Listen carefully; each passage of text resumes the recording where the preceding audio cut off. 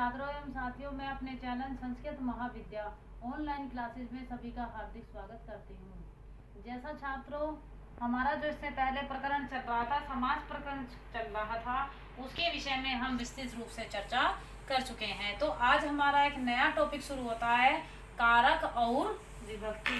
कौन सा? कारक और विभक्ति। कि संस्कृत में कारक कितने प्रकार के होते हैं और विभक्ति चिन्ह कौन कौन से होते हैं। तो छात्रों, सबसे पहले हम ये जानेंगे कि कारक किसे कहते हैं।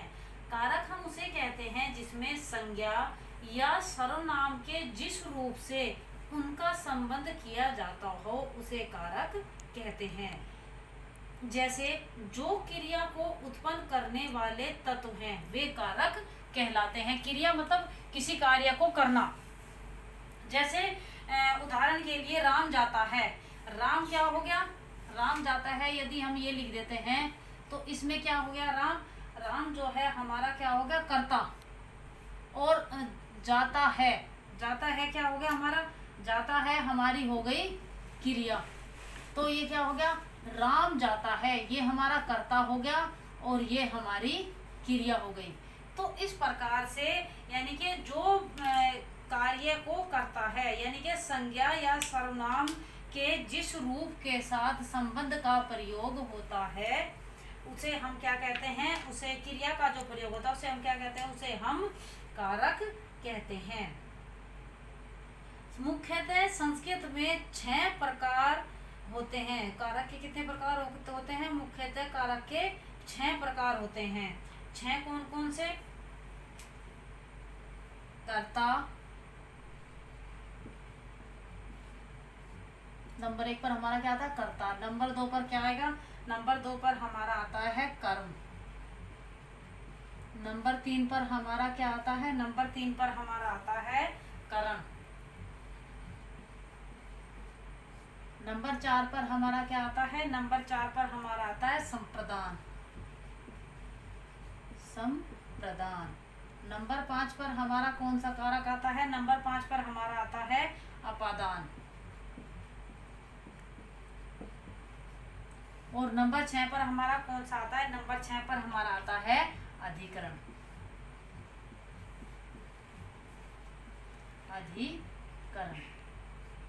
तो संस्कृत में मुख्यतः कारक जो हैं वो कितने प्रकार के होते हैं? 6 प्रकार के। यानी कि कारक के कितने प्रकार होते हैं? 6 प्रकार होते हैं। और कारक हम किसे कहते हैं? कारक शब्द का अर्थ होता है क्रिया से संबंध रखने वाला। कारक जो होता है क्रिया से संबंध रखने वाला होता है। जैसे मैंने अभी आपको उदाहरण दिया, राम जाता है। तो राम जो है वो जा रहा है, लेकिन उसका संबंध किससे है? जाने से। तो जाना क्या होगा? जाना हमारी क्रिया हो गई। या राम पुस्तक पढ़ता है, तो राम जो पुस्तक को पढ़ रहा है यानी कि राम जो है हमारा कर्ता हो गया, कारक हो गया। और पढ़ना क्या होगा? उसका पढ़ना क्या होगा? वो क्रिया हो गया। तो ये हमारा क्या होगा? ये हमारा कर्ता हो गया और ये हमारी क्रिया हो गई। तो इसलिए जो संस्कृत के अंतर्गत जो हमारा कारक होता है, कारक का शब्द का अर्थ क्या होता है कि जिसका क्रिया से संबंध होता है उसे हम कारक कहते हैं, जो क्रिया के अनुसार कार्य करता है।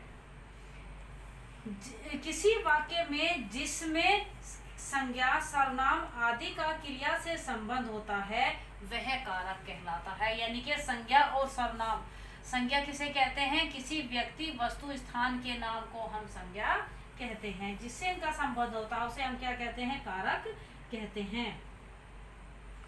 कारक के मैंने आपको कितने प्रकार होते हैं संस्कृत में? कारक के 6 प्रकार होते हैं। कौन कौन से? कर्ता, कर्म, करण, संप्रदान, अपादान, अधिकरण। अब ये हो गए हमारी कारक के विषय में। अब हम आते हैं विभक्ति। यानी कि जो हमारे 6 कारक होते हैं इनमें हम किस प्रकार से विभक्तियों का प्रयोग करते हैं। कारक के साथ साथ हमें विभक्तियों का ज्ञान होना भी आवश्यक है। जब हमें विभक्ति का ज्ञान होगा, इनकी पहचान होगी, इनके चिन्हों का ज्ञान होगा, तभी हम संस्कृत में कारक और विभक्ति के विषय में विस्तृत रूप से समझ पाएंगे। तो जो कारक में हमारे होते हैं वो 6 होते हैं। अब हम देखते हैं विभक्तियाँ। विभक्तियाँ जो हैं जो संख्या में प्रथमा, द्वितीया और कारक का बोध कराती है उसे हम विभक्ति कहते हैं। विभक्ति किसे कहते हैं? जो संख्या में, जो किसमें, जो संख्या में प्रथमा, द्वितीया या तृतीया जितनी भी विभक्तियां होती हैं जो उनका बोध कराती हैं उसे हम क्या कहते हैं? उसे हम विभक्ति कहते हैं। विभक्ति मुख्य रूप से एक प्रकार का चिन्ह है जो कारकों का उनके वचनों का ज्ञान कराता है। विभक्ति क्या है? विभक्ति जो है एक प्रकार का क्या है? चिन्ह है जो हमें किसका ज्ञान कराती है? कारक का। विभक्ति क्या है? विभक्ति जो है हमारी एक चिन्ह है और जो हमें कारक का ज्ञान कराती है। और कारक कितने हैं हमारे? कारक हमारे 6 होते हैं। विभक्ति हम किसे कहते हैं? जो संख्या के अंतर्गत प्रथमा, द्वितीया, तृतीया आदि कारक का बोध कराती हैं उसे हम क्या कहते हैं? उसे हम विभक्ति कहते हैं। और विभक्ति के अंतर्गत मुख्य रूप से एक चिन्ह होता है। चिन्ह क्या होता है वो अभी हम आपको बताएंगे। और उसमें क्या है कि जो कारकों में वचनों का ज्ञान कराती है, जो इन कारक, जो हमारे कारक हैं इनमें इनके वचनों का ज्ञान कराती है तो हम उसे विभक्ति कहते हैं।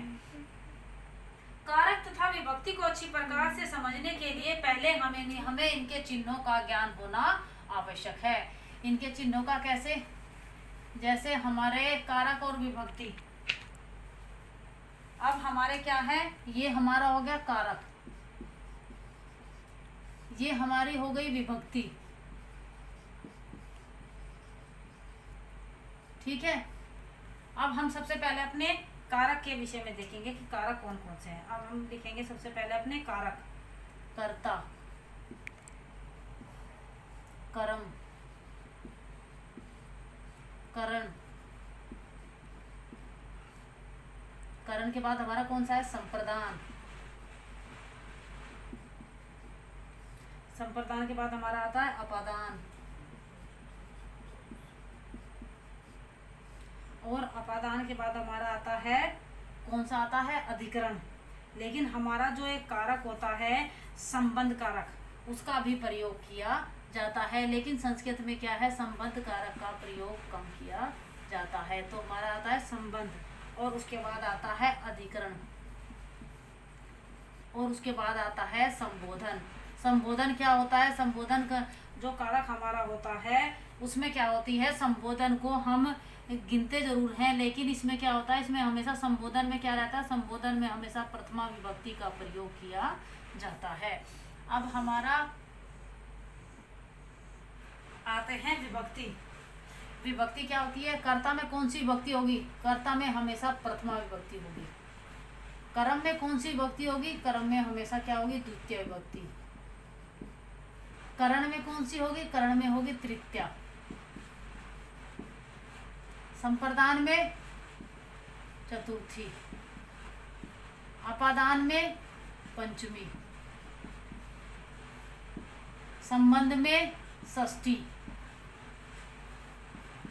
कौन सी विभक्ति होगी? षष्ठी। अधिकरण में सप्तमी। और संबोधन में हमारा वही क्या रहता है? संबोधन में जो है हमेशा प्रथमा विभक्ति का प्रयोग किया जाता है, यानी कि हम इसे संबोधन कहते हैं। और इसमें क्या होता है? इसमें प्रथमा विभक्ति का ही प्रयोग किया जाता है। अब हमारी ये हो गई हमारे कारक, ये हमारे हो गए कारक, ये हमारी हो गई विभक्ति।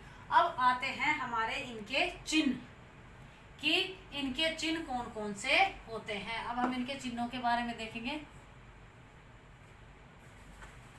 चिन्ह कौन कौन से होते हैं? अब हम एक बार हम इनके चिन्ह और देख लेते हैं कि चिन्ह कैसे होते हैं। कर्ता के विभक्ति हो गई। अब इनके चिन्ह देते हैं। कर्ता का चिन्ह क्या होता है? कर्ता का चिन्ह होता है ने, कर्ता ने। कर्म का क्या होता है? कर्म को। कर्ता का चिन्ह क्या होता है? ने। और कर्म का चिन्ह होता है को। और करण यानी कि तृतीय विभक्ति के अंतर क्या होता है? से के द्वारा, यानी कि से और के द्वारा, यानी कि से द्वारा या के द्वारा, जिसमें इस तरह का प्रयोग किया जाता है उसमें करण कारक होता है। चतुर्थी विभक्ति यानी कि संप्रदान कारक में होता है के लिए। कौन सा होता है? के लिए।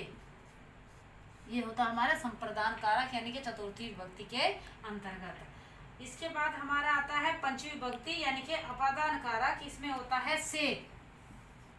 लेकिन से का प्रयोग हम पंचमी विभक्ति में कहाँ करते हैं? जहां पर अलग होने के अर्थ में प्रयोग किया जाता है। कोई चीज किसी चीज से अलग हो रही होगी तो उसमें हमेशा पंचमी विभक्ति यानी कि अपादान कारक का प्रयोग किया जाता है। षष्ठी विभक्ति का हमारा चिन्ह होता है संबोधन यानी कि संबंध कारक जो होता है। षष्ठी विभक्ति का हमारा चिन्ह क्या होता है? का, के, की, रा, रे, री।